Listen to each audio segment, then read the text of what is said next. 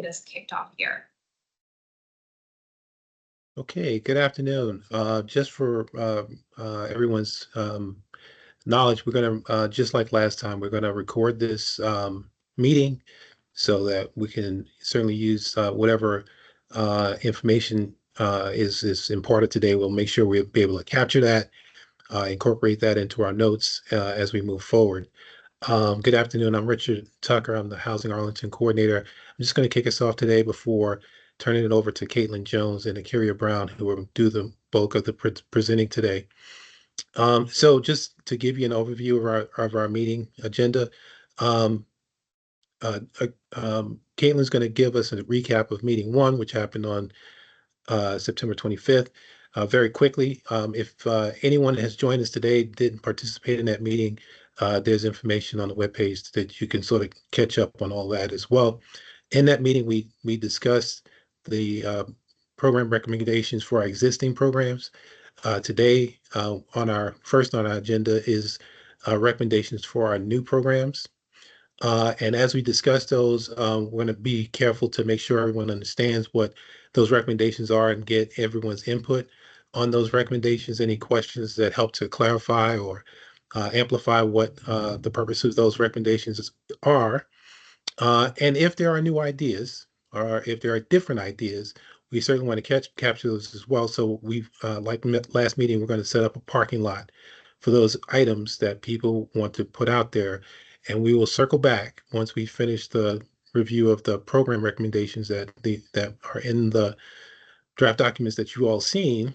We'll come back to that parking lot and we'll take the time as necessary to discuss those new ideas. We want to lose those. We don't want to dismiss those. We want to make sure that we get through the recommendations first. And then the last thing we'll do today is talk about the HUD Pro Housing Grant application, which we've made you aware has been posted for everyone's review. And we'll just go over that so everyone understands how that application aligns with the recommendations as well. So next slide.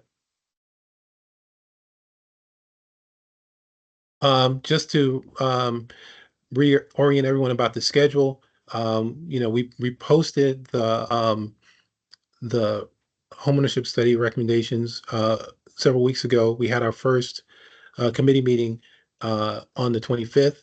We actually did have a public hearing on the HUD Pro Housing Grant on October 1st. It was lightly attended, which we expected, but certainly we'll have an opportunity to talk about that some today. We're here today. We will be going to the Housing Commission on Thursday night to get their input on both the program recommendations and the Pro Housing Grant. And then we'll submit the grant on October 15th by that date. And then we'll see what additional community engagement is necessary as we gather more input towards the end of this year. And then our final goal is to deliver a final report to the county board, and then go about implementation of the recommendations. So that's how things line up for the rest of the year. Next slide, and I'll end on this. Again, we did the existing program recommendations last time. We'll do the new program recommendations today. We'll also, at the end of the meeting, towards the end, talk through the Pro Housing Grant as well. And then we'll certainly want to have our parking lot discussion if there are other issues or other ideas that anyone has to put out there, and we'll have those up on the screen, and we'll just sort through those as we need to make sure we're understanding where anyone's coming from with new ideas and have discussion about those things as well. So with that, I'm going to stop, and Caitlin's going to take over and give us a recap of our last meeting. Great.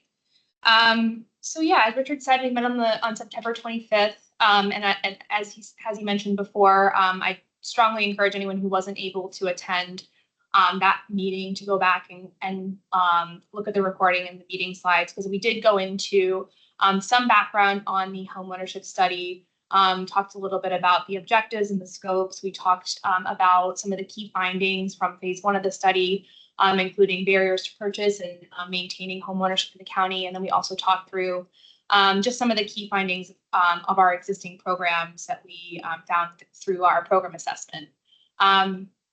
We talked a little bit about the community engagement that occurred during phase 2 and how we arrived at a vision for our homeownership programs as well as the goals. And then we talked through some recommendations for our existing programs that kind of came about because of the sort of through the key findings and engagement that we did in the earlier stage of the study. We talked a little bit about parking lot ideas. And so again, we're going to be taking notes on new ideas that aren't necessarily captured through the recommendations through the study. And we will again talk about that at the end of today's discussion. This is just a quick recap of what was discussed at the last meeting. So you can kind of see that there on the screen, although it is a little bit small. So I don't know if folks can. Elise, if you could zoom in just a little bit. So yeah, we will, if you have additional ideas that aren't captured, that we didn't talk about last time, feel free to put some of your additional ideas in the chat, or you can kind of talk about it as you're providing your remarks on the recommendations that we're talking about today. And then we'll capture them in this idea. Some of the things we talked about last time were forgiveness of MyPAP, obligations to prevent quick flip scenarios, the looking at affordable dwelling unit ordinance on the development side to see how we can encourage new ADU production, including a carrot for participation in the post-purchase education program, tying that to MyPAP loan forgiveness. In older condo buildings that have MyPAP eligible units, is there other funding that we could look for larger systems replacements or upgrades if the building maintains affordability. Reconsider our accessory dwelling unit program to encourage ownership for these units. Additional support for helping people prepare for homeownership. So, especially on the savings side, so creating a savings program or maybe an IDA program. And looking at what the minimum amount that makes sense for our home improvement loans. We'll talk a little bit more about that today. So those are some of the parking lot ideas that we talked about last time. Again, if you have additional ideas, you can put them in the chat. But going back to the recap of the last meeting, I also, so Akira, if you want to go back to sharing the slides, I wanted to quickly also mention just what our homeownership program vision was, just to remind everyone, just because in developing the recommendations, we really wanted to ensure that whatever modifications we were proposing to our existing programs or new programs, we're going to be helping to achieve these long-term aspirations. So the community vision statement is that Arlington's homeownership program serves as a catalyst to preserve and expand affordable homeownership opportunities. And then expanding on that vision, we developed 4 program goals to specify our intention for how to achieve those long-term aspirations. And again, our intention is that each of the recommendations that we're talking about responds to one or more of these goals. So to reduce racial homeownership gaps, support existing homeowners in maintaining housing and community, increasing the production of homeownership housing supply, and creating pathways to homeownership for renters. So Akira, if you go to the next slide. We talked about this slide a little bit in the last meeting, but I thought it would be helpful just to kind of remind folks where our recommendations are kind of landing on the spectrum of housing support that the county provides. So you'll see highlighted in yellow our proposed program and proposed new programs and expansions of existing programs, kind of where they land on that spectrum as it relates to area median income level. As far as existing programs, again, we talked about moderate income purchase assistance program last time. Our intention is to revise some of the program parameters, expand the program to create an equity-focused tier of assistance, and then a tier that serves households earning between 80 and 100% of area median income, and also develop a targeted outreach strategy. For the affordable dwelling unit program, our intention is to examine our resale restrictions to see revising these would ease wealth building, barriers to wealth building. We want to examine the physical conditions of our existing ADUs and create a set aside in the home improvement loan program for assisting owners who need to make upgrades to their units. We want to expand the condo education series and create some technical assistance opportunities for struggling condo boards. And then in addition to the ADU set aside in the HIP program, create a set aside for condo owners impacted by special assessments. We're looking to expand our educational offerings, including creating a post-purchase education program. And then we're also looking to review our real estate tax relief program. This is just a quick snapshot of what we're going to be talking about today. The homebuyer cohort pilot program, the home improvement loan program, and the homeownership production fund. So I'm not going to go into too much detail here because I'm now going to turn it over. Oh, actually, no, I'm going to first talk about what kind of feedback we're looking for from subcommittee members. I forgot this slide was in there. So, just to remind folks of kind of what we're looking at as far as feedback today. Do you have any specific questions about the recommendations, how they're going to work, the timing, who we're intending to target for the programs? How do the recommendations apply to our vision or goals? Do you agree with the recommendation?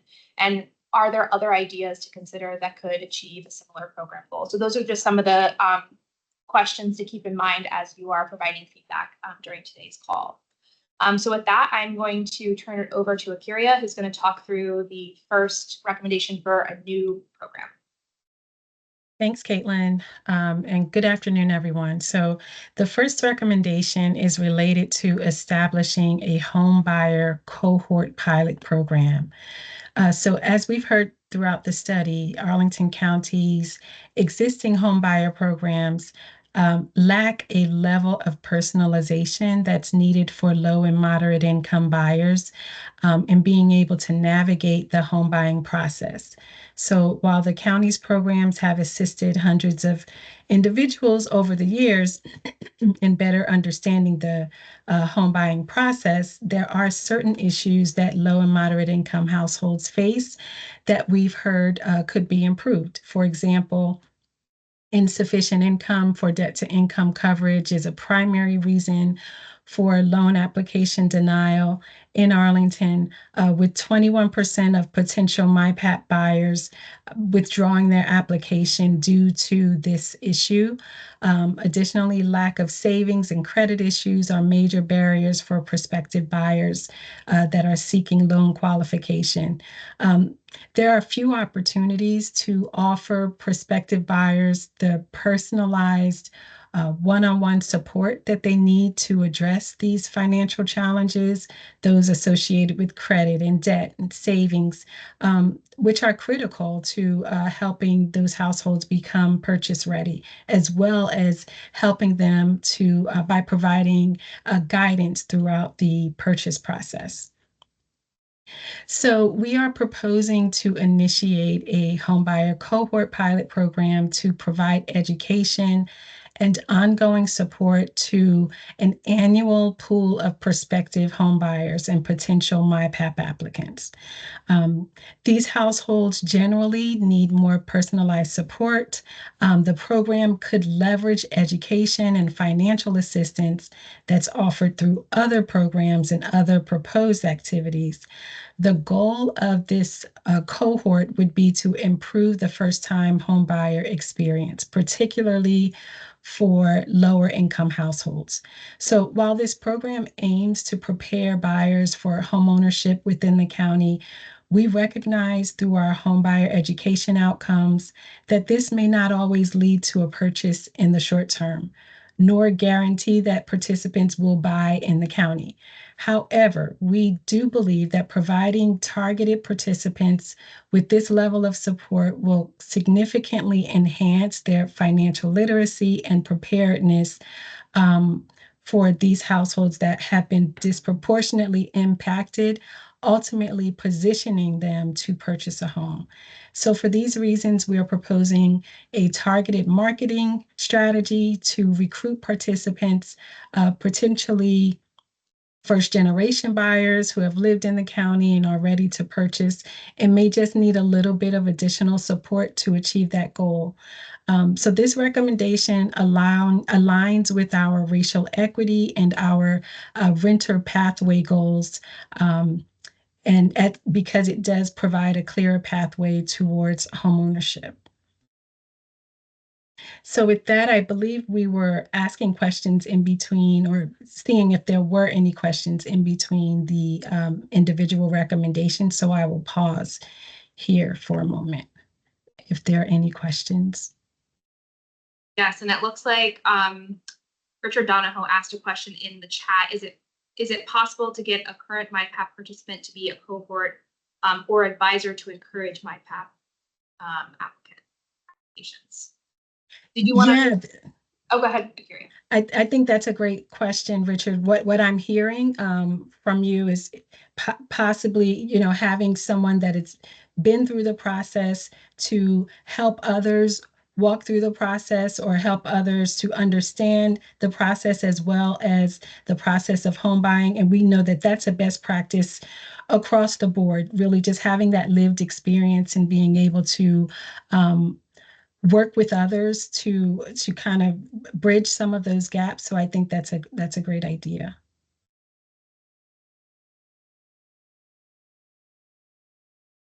Does anyone have any other? Oh, it looks like Kellen has a question. Go ahead, Kellen. Thanks. So how would the programming for this cohort differ from the existing homebuyer counseling programs and other things that are currently in place? Yeah, that's a great question. So currently the existing, and Karen, you can chime in here if you like, but currently existing homebuyer education can be obtained either online or in person. There is a certain number of hours that that potential buyers have to go through, but there is not as much one-on-one support for households. So we try to tell people, if you have specific questions, it's probably best that you go to classes that are in person rather than virtually. But even in those circumstances, an instructor kind of needs to move those classes along in order to facilitate it and help everyone else to obtain the accurate information.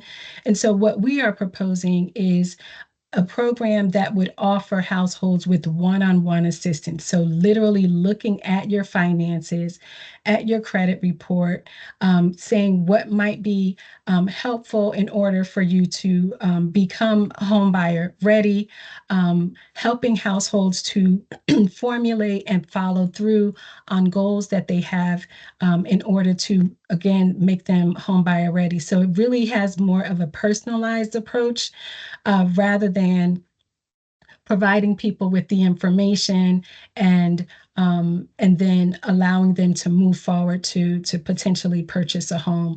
And that is something that we do not currently offer on a mass scale. There are situations where some households almost require one-on-one assistance because they may come in on a regular basis, or they may call us more often than other households. And so it kind of becomes by default one-on-one assistance. But what we'd like to do with this cohort is just make it a program that would provide a small number of households on an annual basis, a pool of households, one-on-one assistance. Does that answer your question? It does. And what is the time frame that you all would estimate, like, participating in the cohort would entail? Is it like a year-long program, or would it just be a couple months? Or curious on the time frame you're thinking. Yeah, so there are a few models across the country that we've seen, and it looks like those programs are taking place over a few number of months, but certainly less than a year, because you want to have households feel like there is light at the end of the tunnel, if you will. But it may depend on what we see the need as, and where those households start, and where, you know, ultimately they need to be in order to purchase. So we haven't yet determined the exact number of months that the cohort will go, but we do anticipate that this will be an annual pool of households. So probably less than a year, but within that range. Thank you. You're welcome. Carrie, another question in the chat was, have the current MyPath participants been surveyed to learn their experience with the process? And the answer is yes. And Carrie, do you want to talk a little bit more about that? Yeah, we have that information. I know we have it in the analysis of existing programs, but we do have that information. Every year we are surveying potential MyPath borrowers as well as existing MyPath borrowers to just determine what their experience has been with the program. And I can certainly share that information in terms of the percentages, but we found that many of the households tend to withdraw applications because their debt to income ratios are above what would be needed in order to purchase the units that they want to purchase. And then oftentimes we have households that maybe their income has changed throughout the time that they've purchased or throughout the time that they've applied for MyPath versus when we are able to review their application. So I think, yeah, there's a myriad of experiences, and I'd be happy to share that information. Yeah, I'll also point out that in some of the roundtables and focus groups that we did earlier on in the study, we did have some MyPath applicants that did some that went through the entire process, and then others that kind of intended to but dropped out halfway through. And I think some of the recommendations that you're hearing about resulted from some of that feedback. We heard that the application process is hard to navigate. So we're trying to clean up some of our requirements to ensure that it's a little bit more accessible. I think and then in terms of navigation also, I think this cohort might assist with some of those challenges that folks had, just really understanding what the process are, what the process is, what the requirements are, making sure that they're getting a sort of better handle on sort of the process holistically as well, not just kind of going out there and being on their own. Right. So my question is, would this cohort, would this allow people that are in this cohort to have like first dibs on affordable dwelling units or any other opportunities that come up? I mean, what's the carrot to get people to participate in this program? Well, I think one of the carrots is that we are providing them with one-on-one assistance, because that's what we've heard, that many households just don't have that one-on-one assistance. And so they are just completely no longer in the market to be able to purchase. So to have someone sit down with you, have that one-on-one personalized approach, and then ultimately say that those households can qualify for MyPath. We have discussed that there could possibly be different assistance levels for these households, but we haven't really determined what that would look like exactly. But I think it really just comes down to ensuring that people understand what they might be qualified for, but then how to get there. What's the road to get you to being qualified for MyPath? And then here is your MyPath loan, and let's help you try to find a home in the county. So we're not necessarily thinking about this in terms of it being a competitive process. We're thinking about it in terms of it just being a supportive process where we are working with households to become homeownership ready. But again, it's a pilot, and there will be lessons learned along the way. And in our hopes to continue the program, we will, take those lessons and try to implement changes as we move forward.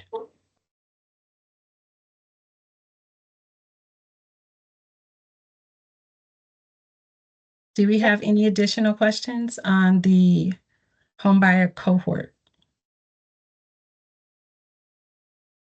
All right, that said, I'll move on to the home improvement loan program. So the next program recommendation relates to the creation of a home improvement loan to support existing low and moderate income homeowners. So there are currently few programs that the county offers that can support low and moderate income owners with home maintenance issues.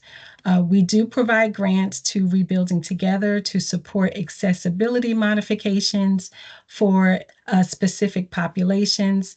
And that work is a considerable benefit to this continuum. However, the scope of work for those improvements are usually limited. And as we heard throughout the study, more extensive home repair and upkeep can be financially burdensome to homeowners on a fixed income. So the revamped home improvement loan program will loosely mirror a program that the county supported for many years up to around 2017. But this time around, we are recommending a tiered approach to the program. And with that, developing an affirmative marketing strategy to target assistance to certain populations. The scope of work for this loan program would address needs that could be provided by our partners, but then also repairs that are substantially needed for moderate income households. So while the terms and specifics of the program would be refined through program development, our initial recommendation is to have one tier of the loan program focused on ADU or low-income condo owners to assist with repairs or special assessments. This tier would enable the county to offer short-term, potentially forgivable assistance to ADU and condo owners facing immediate needs. Then our second tier would focus on households earning below 80% of AMI, needing to make major repairs or accessibility upgrades. This would closely mirror the previous HIP program that the county operated, again, up until about 2017. And then thirdly, the third tier would focus on households earning below 60% of AMI and potentially would allow the county to direct assistance to priority communities.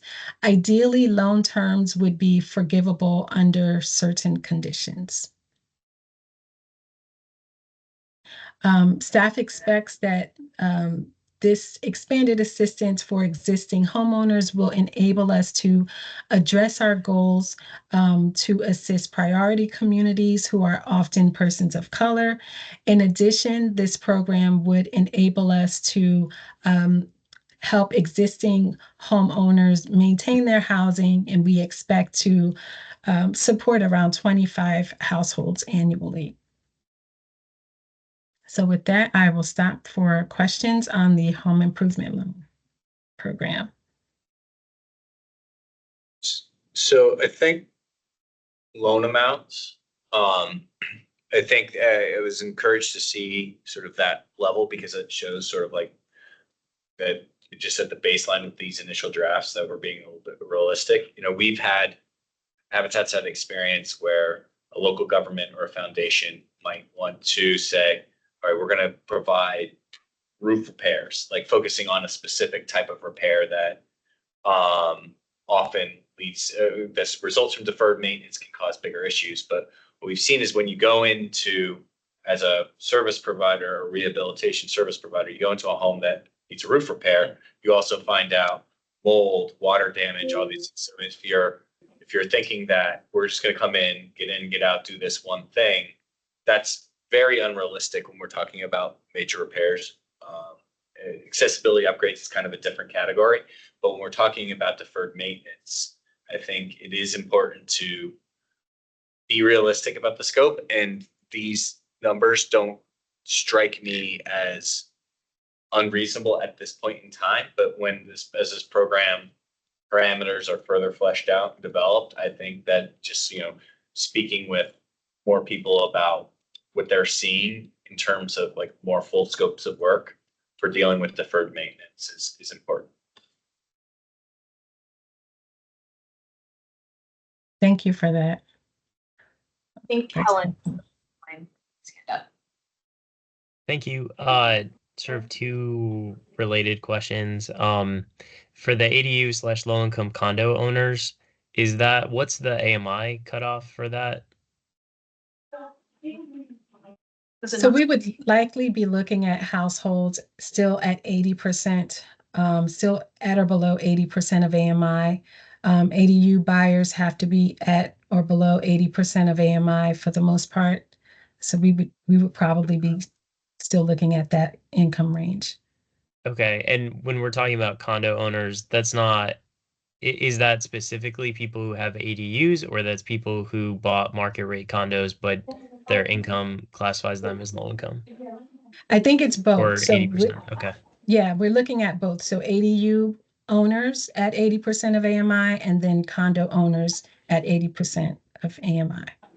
Okay. And when we talk about special assessments here, I'm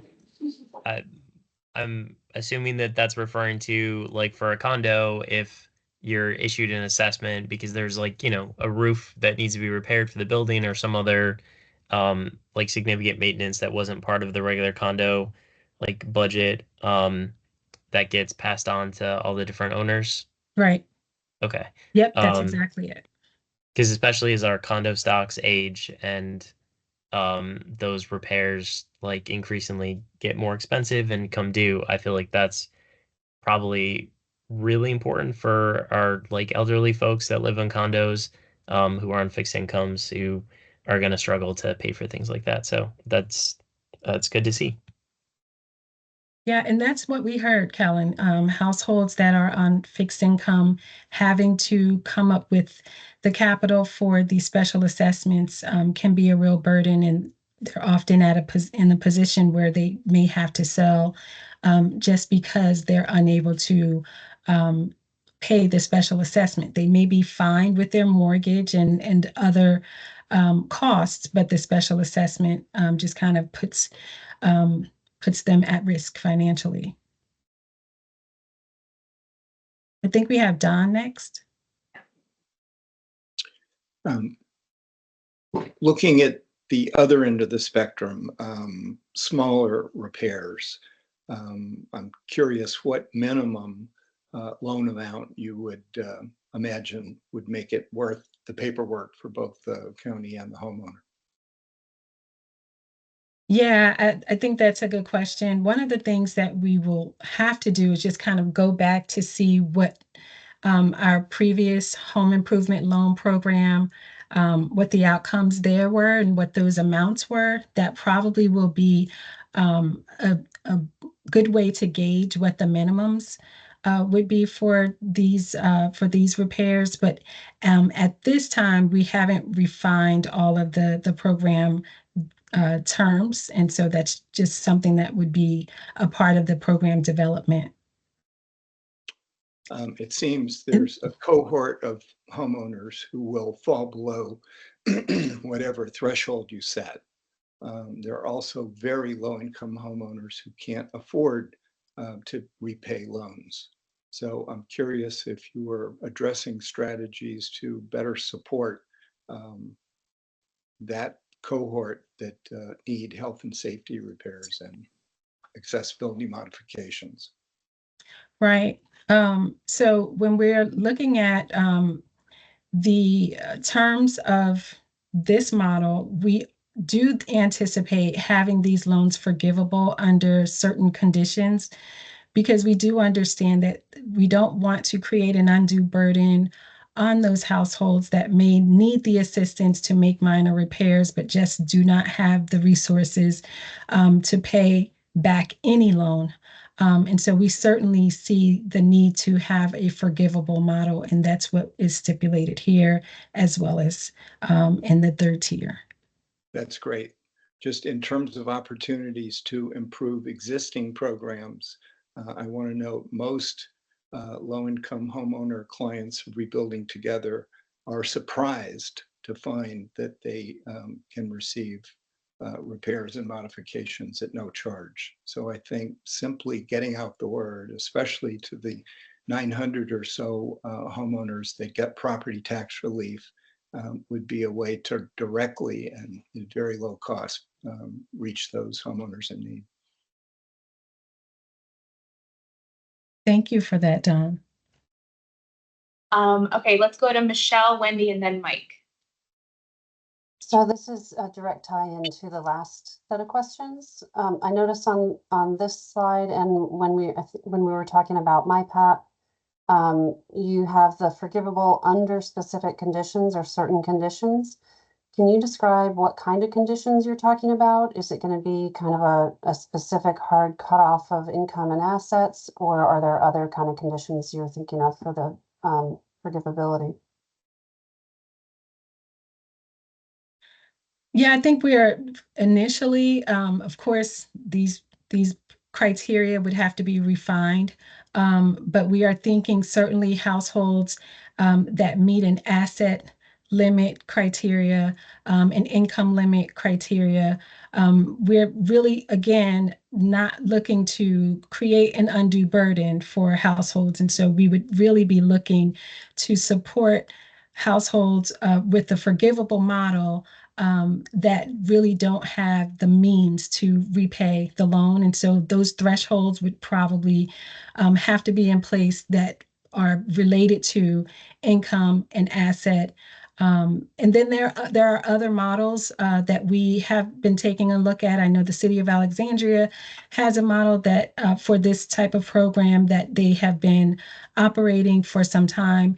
And so we will really just kind of take pages out of a lot of those books to really determine what the forgivable model would look like. But we do see that it would be necessary. But unfortunately, I just don't have the specifics on, a bulletized list of what forgivable criteria would be. But it's certainly going to be some thresholds associated with that. Okay, thanks. Wendy? Yeah, so my question is slightly different, and it speaks to skill set, knowledge, education about identifying contractors to do these improvements, especially when you're talking about lower income and older adults. The ability to sit there and say, this is a good contractor, I know what he or she is offering, it's the right price for the work that's going to be done, and I can manage that work as the improvements are made. So I would hope that we could think about ways that there could be, technical assistance also provided to folks who receive these loans, in terms of how do you find a contractor, how do you manage that contractor, how do you make the assessment of value and return on investment. And I just, from all of my experience dealing with older adults, when someone comes in and says, I can replace your roof, well, is that really what's needed versus repair, et cetera? So a TA program as part of this would be great to see. That's a great point, Wendy. Thank you. Arcuria, there was Matt Cochran had a similar comment in the chat.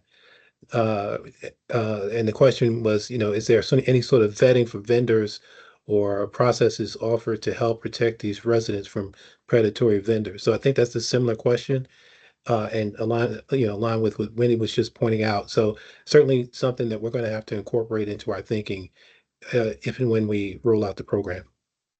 Absolutely. I want to circle back to what Kellen asked about earlier with the ADU low-income condo owner category. And I think might want to give a little thought to that about sort of what the intent and goal is and whether it makes sense to sort of group those together and how we think about the affordability requirements. So let's talk about ADU owners. So the purpose, one of the main reasons we're talking about focusing on ADUs is because of the disincentive to invest in the product. There's can they afford it, but there's the disinvestment the disincentive to invest in the property because of the resale restrictions and the resale formula itself. So that if we're looking to solve that disincentive issue, I'm not sure means testing the ADU owner piece of this is the best decision is going to solve that, because that would be a really limited cohort of ADU owners who are low income when they purchase the home and then stay low income over time while they own that home. So, and even if they are higher income, that because their resale value is capped, that disincentive will still remain. So just something to think about. I'm not saying you don't needs test it at all, but capping it at the same AMI level that was at the initial purchase price may not solve the issue we're looking to address. On the condo owner side of things, if we're talking about just unrestricted condos, market rate purchasers that happen to be low or moderate income, I would say that if we want to separate the special assessment piece out and have that 20K per unit max, that's one thing. But we also may want to consider, if you have a low income condo owner, is there a reason to specifically have their max loan amount be 45K instead of 20K? Like if you're saying the lower amount is because we're dealing with special assessments and things like that, but you have, condo, depending on the condo, may have more repairs than other, depending on the condo, the physical building typology, what is in the condo owner's responsibility for maintenance versus what in the associations. Like you have wide variety there. So you have condo style townhomes. So where they might be doing roofs on their own and stuff like that, siding, windows, etc. Not always the case, but it can happen. So if you're having an 80% AMI unrestricted condo owner, is there a reason to have their limit be 20K instead of 45K or whatever those numbers are? I think Helen has another question or comment as well. Thank you. And I assume that the county would be providing these loans directly and administering them, or is the plan to have the county partner with a financial institution to provide the loans? The answer is yes. So undecided at this point? Right. Okay, thank you. And it can be both. I mean, you could have the county provides the resources, but has a servicing agreement with a lending institution or some sort of financial service provider.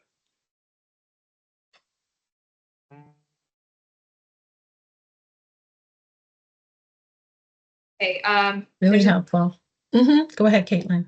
In the chat from Matt, again, Matt Cochran.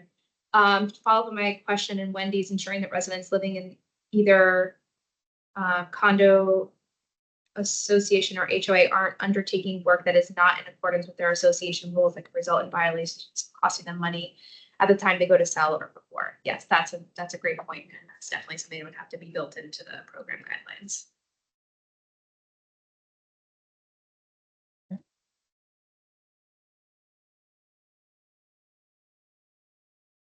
Okay, so with that, we will move on to the Homeownership Production Fund. Thank you, everyone, for your feedback there.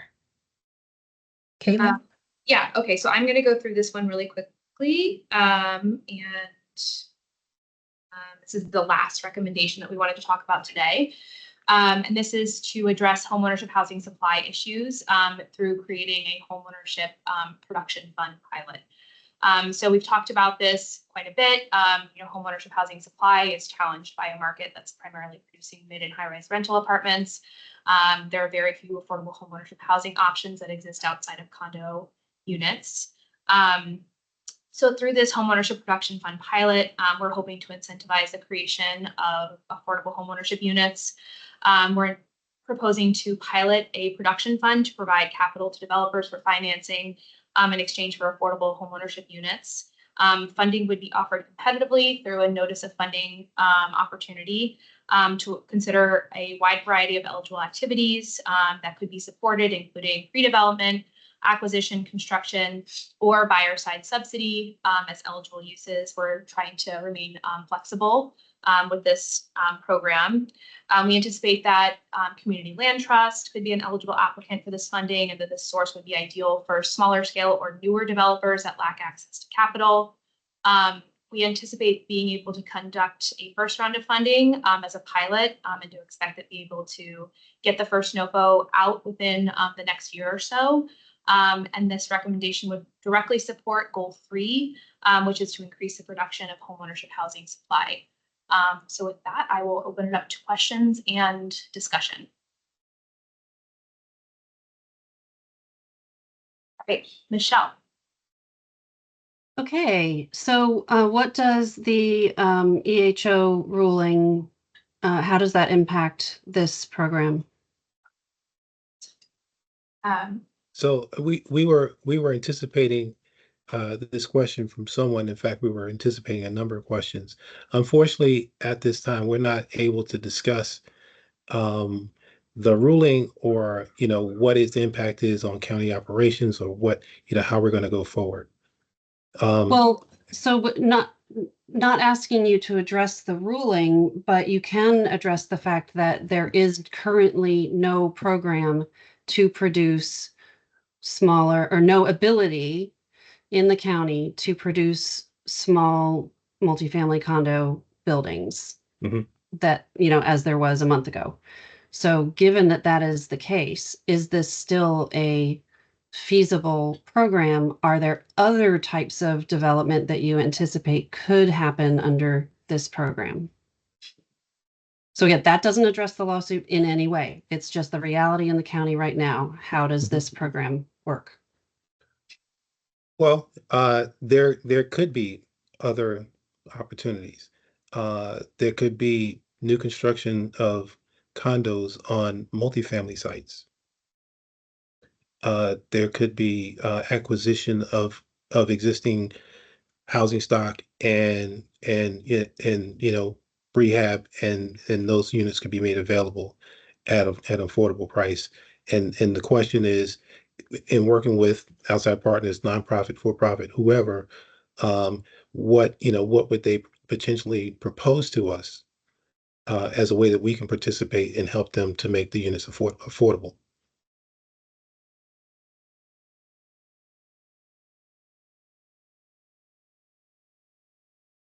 I guess Kellen. Sorry. Thank you. You're last. Okay, Kellen, go ahead. Is there a certain amount of funding that staff believes would be needed to pilot this?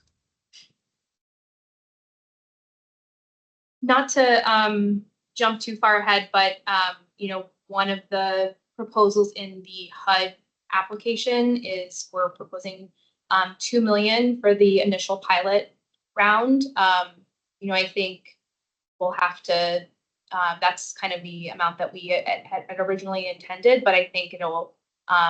We'll have to determine if that needs to be right sized in some way. But right now that's what we're envisioning for the initial pilot round.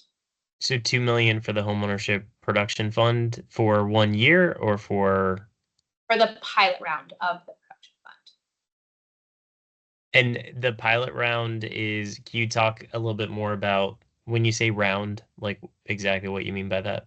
So we're envisioning a application process, so a competitive application process.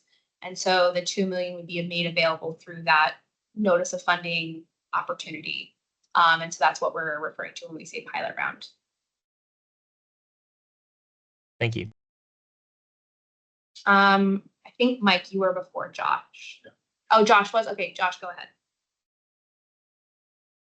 Hey everyone, I am Josh Childs. I work for AHC.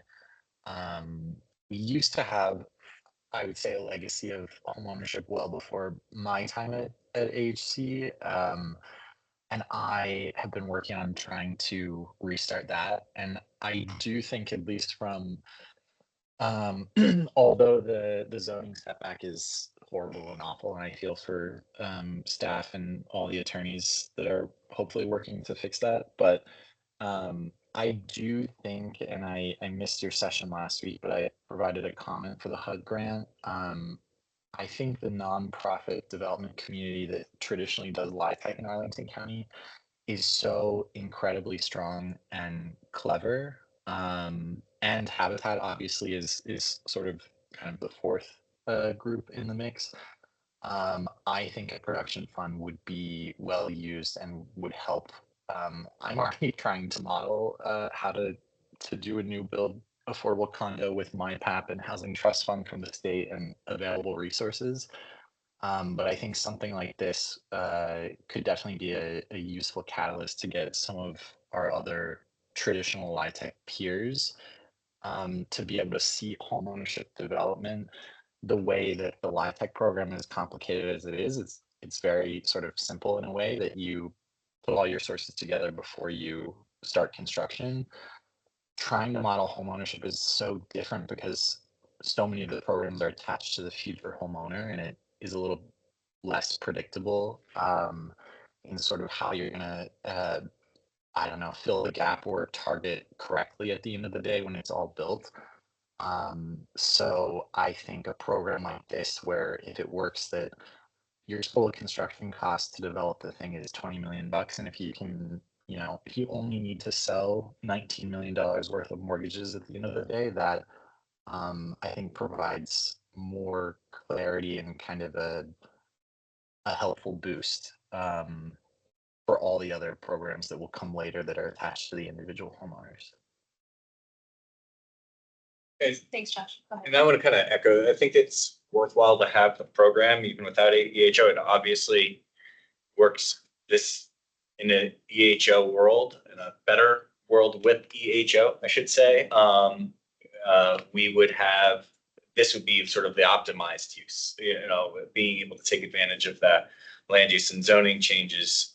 So again, echoing what Josh said, hopefully that this can be rectified in whatever way that happens. But I will say that I do think it's worthwhile. There's other use cases that we can think of, you know, faith-based partnerships. You know, most of our faith-based partnerships in for affordable housing in Arlington have been in our multifamily corridors and have been larger scale multifamily projects. But, you know, not all of our faith communities are in those corridors. So, you know, there could be opportunities there as well.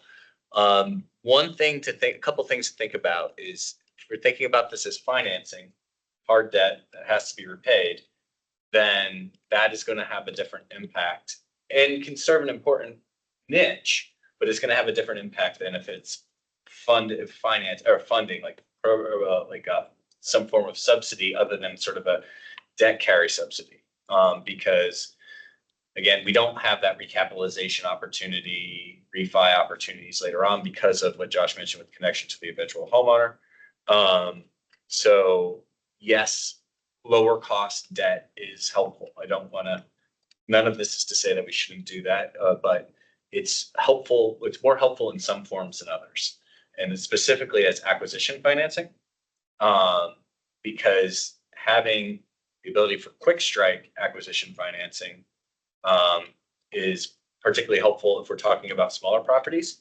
But then as we're thinking about a once a year pilot NOFA round, you may want to have funding criteria that have sort of like a box of eligible property types rather than a specific address, because like the likelihood that you'll have an address that you want to purchase right at the time of the NOFA, and that can be awarded in time for you to execute on the contract, that's unlikely. So, you know, if someone puts toward a funding application for what, like an acquisition revolving fund, that could be one thing.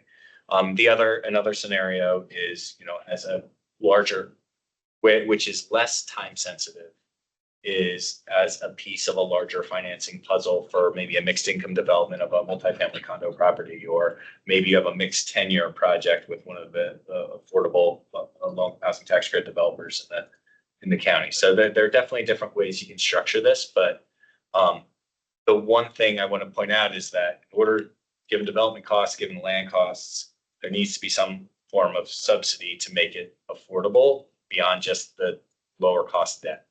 And that could be through a pairing of lower cost debt for production with MyPath. You know, the subsidy flows to the home buyer, but then that's how it comes in, and that creates a affordable purchase price between what they can afford and what it costs to produce. It's really helpful. Kellen. Thanks. And sorry, I have to drop in 2 minutes for a meeting, but have you all considered applying the right of first refusal to the other programs as well?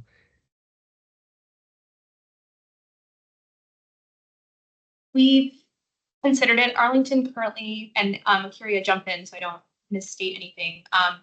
We currently have a option to purchase for our ADU units. So we didn't feel that the right of first refusal was necessarily more beneficial for the ADUs. So Akira, feel free to expand on that, but we did consider it, but I'm thinking for like all of the programs that you described previously, like just seeing where it would make sense. Like if we're giving someone $45,000 in a loan, or if we're forgiving loans to folks who have like market rate condos, does it make sense to add something like that to it just so that the county has more options when it's looking at potentially growing the stock of affordable homeownership? I have to drop, but just want to throw that out there as something to consider. Thank you, Kelly. Thanks. Michelle, go ahead. Hi again. So on the details of this, following on what Mike was saying about the need for actual subsidy dollars in addition to, helpful debt, repayable debt. I think particularly for community land trusts, the need is on the subsidy side. For the most part, and on the developer subsidy side, which can definitely be supplemented with, some additional buyer side subsidy. But for those of you who caught my presentation on CLTs at the Housing Commission a few months ago, I talked about how, particularly for CLTs, the best way to subsidize permanent homeownership is to put the subsidy into the sort of developer side, so that the purchase price at the very beginning is as low as you can get it for your targeted income levels. And that way you don't have sort of this buyer side subsidy that either is forgiven or goes away. And then by the time the home is up for resale or the unit is up for resale, the sort of default affordability has risen back up to the higher level that needs another MyPAP to bring it back down to the lower level. So it's kind of, it's a benefit, obviously a huge benefit, particularly for permanent affordability. And so that's another thing that I would say is that one thing to think about is if the whole thing isn't requiring permanent affordability, then perhaps, using your tiered approach that you've used for the other things, if there was a tier that said, if you are achieving permanent affordability, say like 99 years plus, some sort of criteria that applies to community land trusts, then the development assistance loan could be forgiven, or a portion of the development assistance loan could be forgiven. And then if you're not achieving permanent affordability, then it's more of a, low interest repayable loan or something like that. Because I think that making CLTs just eligible is nice, but they also, because of this extreme affordability model that they use, they need some sort of a leg up to be able to achieve what they're trying to achieve, which then has much longer term, impacts for the community over time. Thank you, Michelle. Very helpful. Alice? Good afternoon. I have a question and a comment. And my question is more for discussion, but I'm just thinking through when we're talking about this, for example, this one, funding this pilot and then possibly needing to pair it up with MyPAP. It might be similar to CAFs, right? That there's money in the beginning and people need the housing grant to even remain there. But it brings me, because it's so much more for an individual person, to this question of like, what is an appropriate amount of subsidy that our county would provide to one household? I suppose we could look at it with housing grant over time. That's also a lot of money. I just think it's a discussion to have. And like, would the county want some sort of a cap or range, or so that we're making sure we're using our funds to help the most people, you know, and keeping obviously in mind that our ownership market is crazy expensive. So more of just a discussion point. Unless you guys had something, I do have one other comment.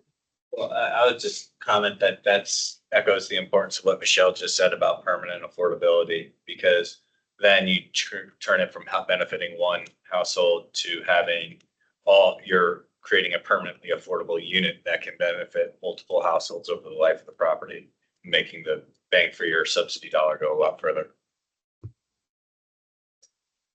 Thanks, Mike. Great point. Okay, so my other one was just maybe logistical. I don't know how you all feel, but this word forgive and forgivable it bothers me. I have heard in other realms people using like cancel or eliminate or you know, other ways of chipping away at debt rather than forgive, because forgive brings with it like that someone did something wrong, borrowed something they shouldn't have, and now they're like, we are allowing them to not owe it anymore or something. Like, it's a weird dynamic. So I know it's kind of picky, but if you want to just consider other language, it might be more I don't know, accessible to people. Sorry. Can be forgivable over a period of time, where you forgive portions of the debt. I think she's talking about the nomenclature. The actual word, Karen. Forgiving. Forgivable is, it's used in the legal, it's the sort of the legal term that's typically used in the lending docs, but the other one I've heard is releasable in some cases. Yeah, we can consider that. But yeah, forgivable is in the legal. Or convertible to a grant or something. Thank you. Thanks, Alice. This is good Thank comment. you, Alice. Comments in the chat.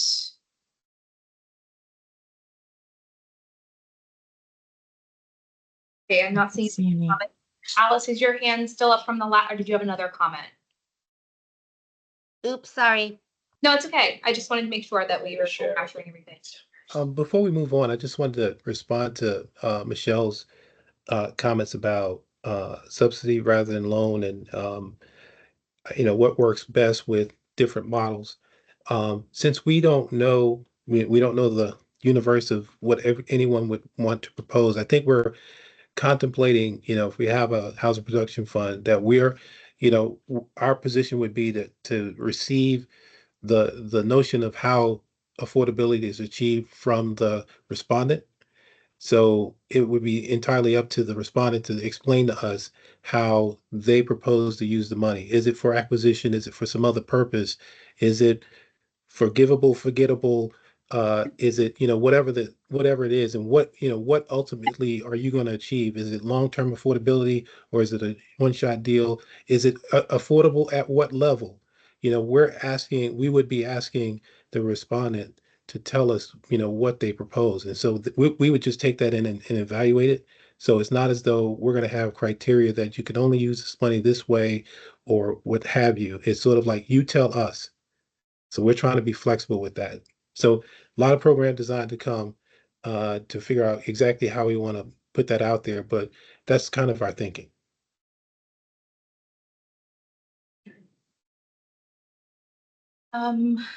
All right. So, I just wanted to quickly mention some of the other, ideas or considerations that have come up, or actually came up before we started kind of engaging the community on these recommendations. One of the sort of considerations that we're, mindful of that are not necessarily factored into the recommendations are, additional support for Arlington County government and APS employees. It's not necessarily addressed in the recommendations, but we did hear feedback that there's a gap, particularly for the public schools employees. We, heard that, we should be looking at opportunities to address homeownership needs regionally. I think there's definitely some conversations that need to be had on that. We heard a little bit about offering opportunities to support transfer of property to heirs. And this is really kind of a state transfer issue that has come up recently, and just needing technical assistance in this area. So something that we're kind of thinking about. And then also, the implications related to the recent National Association of Realtors settlement case, something that we're watching currently, and making sure that, if there's any additional challenges that come up as a result of that case and settlement, then we'll be able to respond to it. So with that, I guess we'll move into the parking lot discussion. I don't know, I've been loosely monitoring the chat, but I haven't seen there have been additional ideas that have come up. Elise, do you want to share your screen on that? We can start. I think, Richard, you were going to help moderate this discussion. Go ahead. That third bullet in the previous slide was interesting. That is the technical assistance side of things. That is an issue that we see, and it's often sort of it's a racial equity issue because of the legacy of redlining or not redlining specifically, but the past financing practices that were ubiquitous in land discrimination and land recordation and everything like that. So a technical assistance program, whether it's part of one of the existing programs or but a proactive marketing effort to help people clear up, get clean title and ownership of their assets, can go a long way, could theoretically go a long way towards making sure that people that are existing homeowners have actual access to that, don't lose some of that wealth and potential intergenerational wealth because of some of these title issues, some of which tied to this past discrimination. Right. Yeah, no, that's definitely something we heard. So we're looking at options. Michelle, go ahead. Did you have a comment on that as well? Yeah, I just wanted to share that that's one thing that we focus on at the Virginia Statewide CLT, is that for every home that comes into our CLT, the home buyers go through life planning, sort of a life planning session with a pro bono attorney, and they create a will, and all those things to make sure that there is a planned future. So exactly like what you're saying on the technical assistance. So yeah, a good idea. I also have a parking lot issue to add. Yeah, go ahead. You have the floor. So, you've talked a lot about targeting priority communities. What was the discussion? I don't know if there was earlier in the homeownership groups process, but about special purpose credit programs, which give you the more explicit ability to target certain groups. Have you thought through that? Yeah, we have, and I will kick it off, and then I'll hear you if you want to jump in. So we talked a bit about this while we were formulating the recommendations. What we kind of found was that local governments are kind of limited in what they can do as related to special purpose credit programs. So we weren't sure that there was necessarily a role for us there. So that was kind of where we landed on that. I think there definitely can be a great opportunity for sort of private or nonprofit lending institutions to take advantage of, and we know that there are entities that do that. But local governments are limited in kind of how we can direct funding to priority communities. We can't create a disparate impact. There's sort of their housing issues there. So that's kind of where we landed on that. And Carrie, I don't know if you wanted to expand on. Yeah, no, that's exactly right, Caitlin.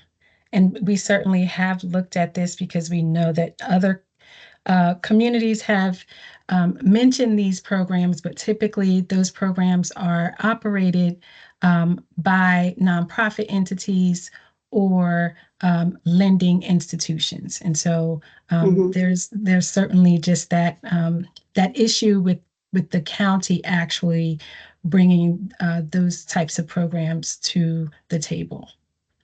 Okay, so two things. One is I didn't realize there was an issue for governments because I thought that governments were explicitly allowed in the that's just that I'm definitely not an expert on it. I just thought that local governments were allowed. So if it doesn't work well, another thing, and this is something that I've been thinking about ever since I got involved in housing out here in Arlington, is, why don't we have a CDFI, a nonprofit that is serving Arlington with programs like this? And can you, through all of these programs or some of these programs that you are proposing here, help to sort of resolve that problem, whether it's bringing in a CDFI that works in a neighboring community. I don't know whether it's LISC or something like that. And we have, capital impact partners here that's actually headquartered in Arlington. Are there other entities that, could actually develop that CDFI lending type expertise that could really benefit Arlington and the surrounding communities in the long run? Is just another thing to potentially think about. Thank you. That's extremely useful. Any other ideas or thoughts anyone wants to put on the table? Alice. Hi, I just see Josh Childs put something else in the chat, but he had to jump off, so I don't know. I haven't read that one yet. But I was kind of thinking along the lines of Michelle. I know that in the past, some of the programs that were focused on county employees or APS, there seemed to be, if I recall correctly, like a special relationship with the Arlington Community Federal Credit Union. And I wondered if something like that might, if some sort of partnership for some of these programs might be able to be created where they would, it's not that much of a profit-making entity. And so similar like a CDFI, would they be willing to be the primary loan, agent for a lot of these programs with a guarantee of some, percentage under the, the regular rate or whatever, like some sort of thing where it's not individuals or the county each time trying to find that, the primary loan, the secondary, like all these, if we had these relationships where there was a little bit of a guarantee of lowest feasible or something. Yeah, great point, Alice. Yeah, we've had several discussions over the years, trying to make these types of relationships work. I think oftentimes if there are any legal implications, that's kind of what ends up being cogs in the wheel, because we have to, as the government, have to ensure that that we are not giving preferential treatment to any particular organization over another. And so we've kind of come into some issues with the county attorney and trying to make those collaborations work. But I think we certainly want to put those back on the table to continue those conversations and see how we can support our constituents in making this happen, knowing that that collaboration is essential. Thank you, Akira. Maybe then my idea would go under Michelle's, because a CDFI, of course, could do those things that a county can't. So that might just partner up well. Yep. Mm-hmm. Okay, is there a last thought or idea? Because we want to move on to the last idea, the last item on our agenda. So any other, I want to make sure we hear from everyone if there are other ideas that people want to put on the table. All right, so Caitlin, wrap us up. All right. So I'm just going to quickly talk a little bit about the HUD Pro housing grant, because it is closely aligned with the recommendations, the homeownership study recommendations. So just a quick overview about the program. HUD Pro housing funds are competitively awarded by HUD. Your local governments are eligible to apply for up to 7 million, 1 million minimum requests, and HUD is making $100 million available nationwide. They anticipate making roughly 30 grants to local governments. So as far as our proposal, we are requesting approximately $7 million in support for implementing the homeownership study recommendations over a 5-year grant period. And we are proposing that our funds would meet the Community Development Block Grant national objective of benefiting low and moderate income persons.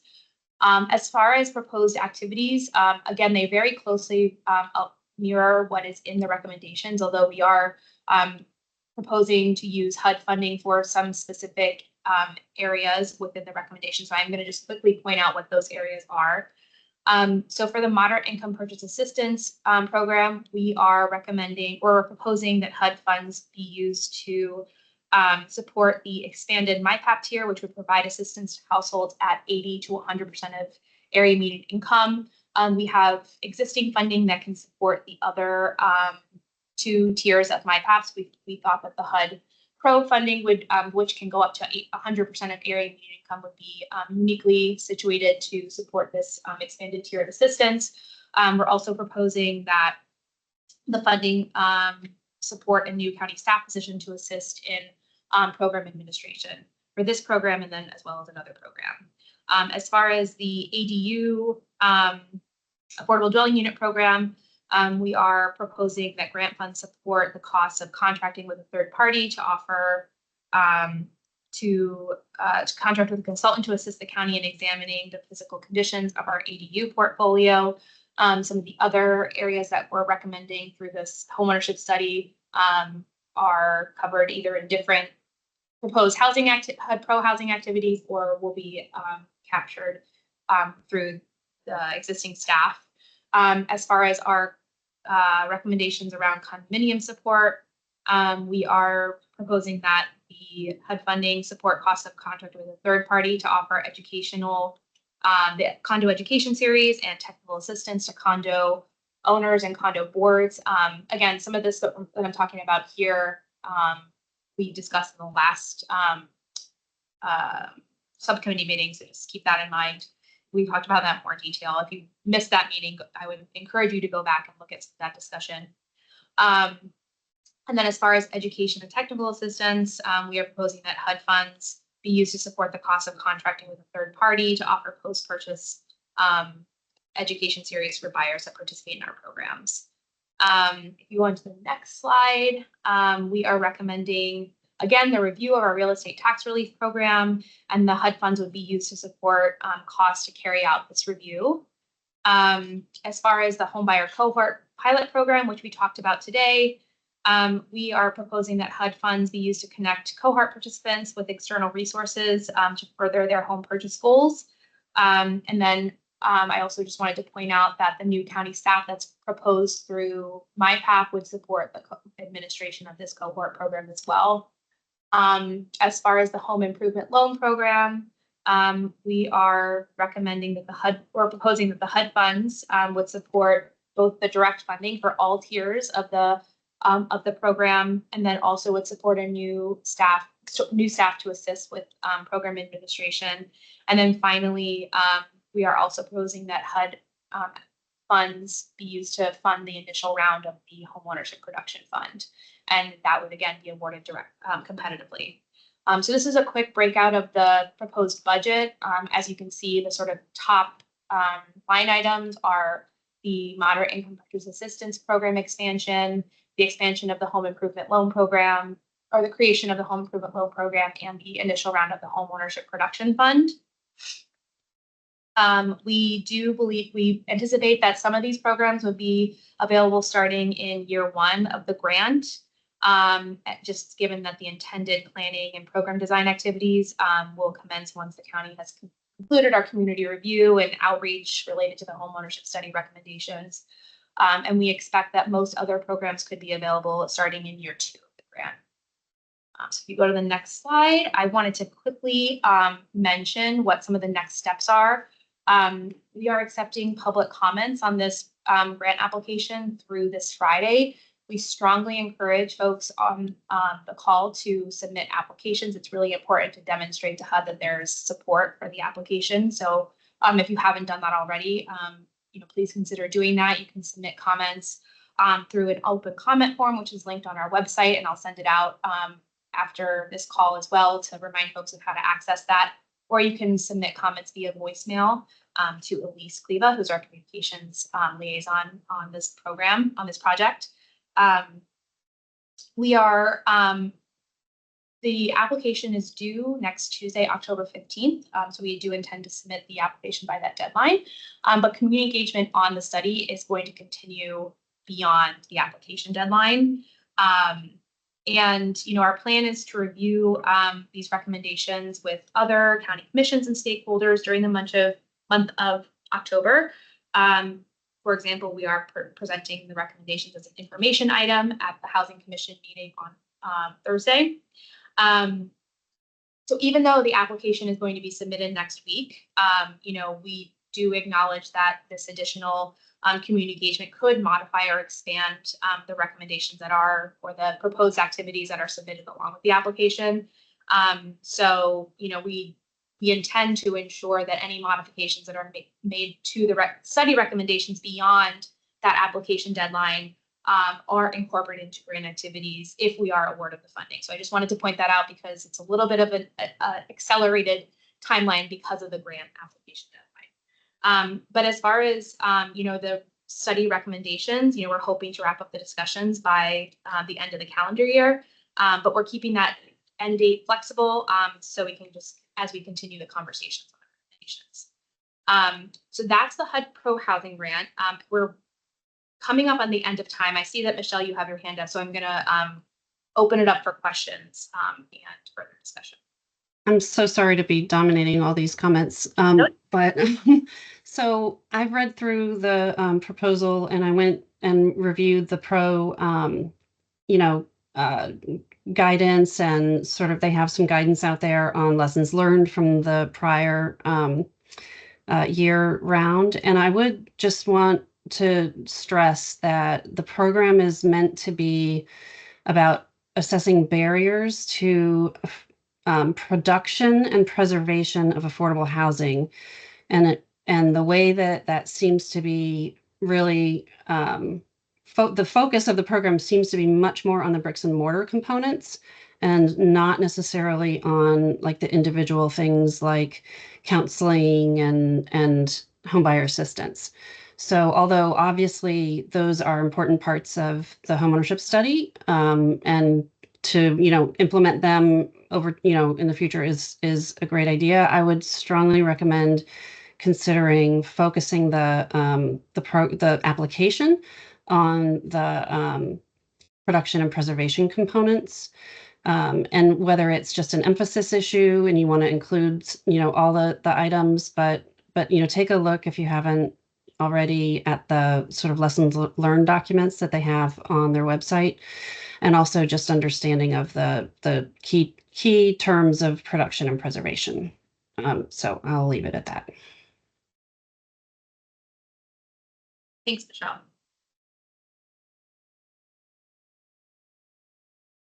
Does anyone have any other comments or questions?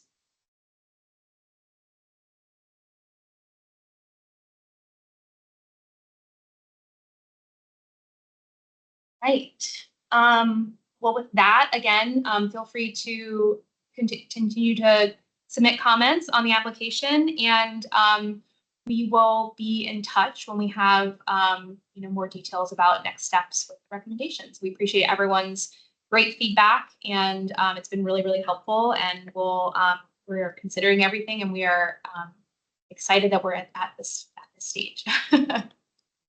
Thanks, everyone. Thanks, everyone. Have a great week. Thank you.